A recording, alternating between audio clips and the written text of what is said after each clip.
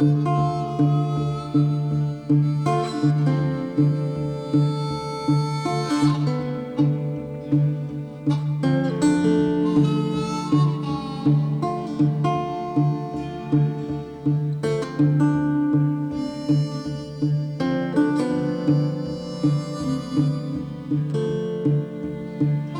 a rolling stone, bound to roam. Come the morning, or I'll be gone.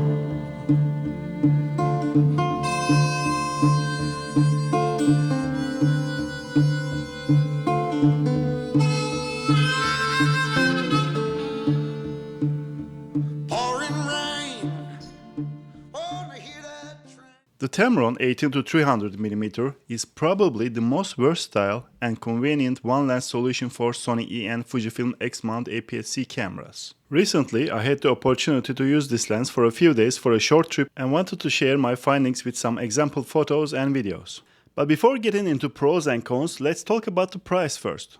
The 18-300 lens has an MSRP price of $699, but it's selling for $599 as of this review. Considering what this lens delivers, I think this is relatively a good price. The lens is made of engineering plastic and has a metal mount. It feels solid in hand, and I like the smooth finish on the lens body. The petal-shaped lens hood is plastic. It's small for a lens with 300mm reach. Look how it compares with the Sony 70-350mm lens hood. But it had to be designed this way in order to prevent vignetting at the wide end. This lens is weather sealed against dust and moisture. There's a gasket on the camera mount, and this figure shows the placements of the rest of the gaskets on the body. I used the 18-300mm and Sony a6700 combo under light rain without any issues. Controls on this lens are pretty simple. Only things on the lens are zoom ring, focus ring and zoom lock switch. There is no AF/MF switch, IS on and off switch, focus hold button, aperture ring or any of the other fancier stuff. From this list, the only one that I really miss is the AF/MF switch. This is an external zoom design, so the length changes when you zoom in and out. The zoom ring is close to the front of the lens. It's large but a bit tight for my taste. On a positive note, it takes less than 90 degrees rotation to go from 18mm to 300mm, which is very useful in the field. Here's a demonstration of how the frame looks at 18mm and 300mm to have a better understanding of the impressive focal flexibility of this lens.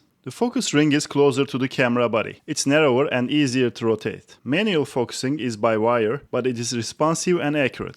Kudos to Tamron for deploying its top-of-the-line VXD linear focusing motor on this lens. Autofocusing is fast, silent and accurate, something that we are not used to with most of the older super zoom lenses. Talking about the slow aperture, let's see how the f value changes with the focal length. As you can see here, the aperture stays at f3.5 only until 22mm and f4 until 38mm. On the longer end, this is basically an f6.3 lens from 158mm all the way to 300mm.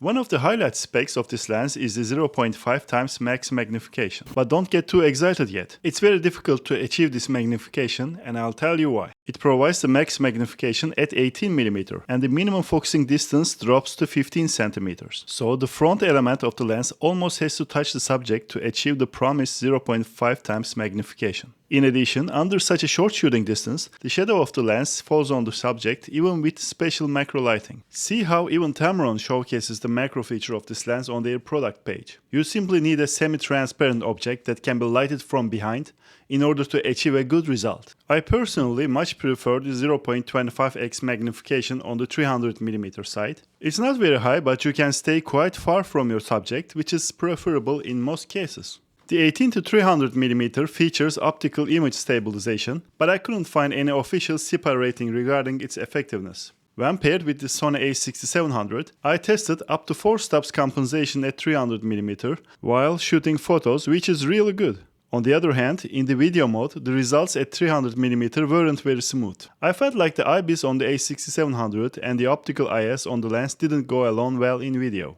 But overall, the IS is very useful in the field, especially with camera bodies with no IBIS. Tamron 18-300mm is not a small lens, but also not very large considering the focal range it covers. It fits into my small shoulder bag easily, making it very convenient to carry around all day. For reference, its size is very similar to the Sony 70-350mm lens that I have reviewed earlier.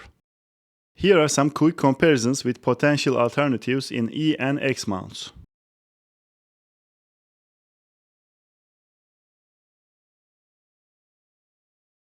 One thing I don't like is the rear lens cap of the Tamron. For some reason, it is significantly larger than the Sony's rear lens cap. Look at the difference.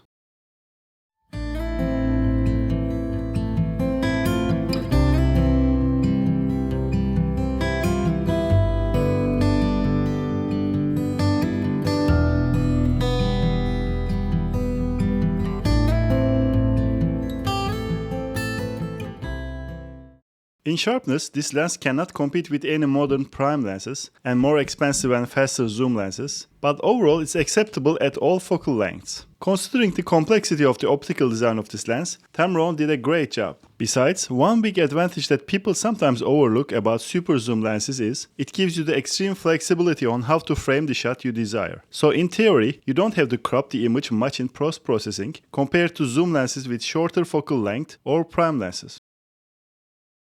There is strong barrel distortion and vignetting at the 18mm end, but they are effectively fixed by the lens profiles. The lens has a 7-blade rounded diaphragm. The bokeh is not buttery smooth, but this doesn't mean it's bad, especially for a super zoom lens with a slow f3.5 to 6.3 aperture.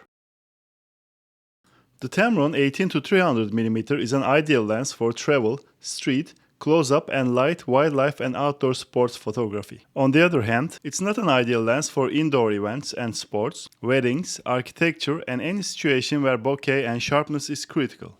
And here I have summarized the pros and cons that I have experienced with this lens. And the pros are extremely useful 16.7x zoom, good image quality across the focal range, fast, precise and silent AF system, effective optical image stabilization, short throw zoom ring, extensive weather sealing, good build quality and low chromatic aberrations. And the cons are max magnification at 18mm is hard to achieve and sharpness not as good at tele-end compared to the wide end. Thanks for staying till the very end of this video.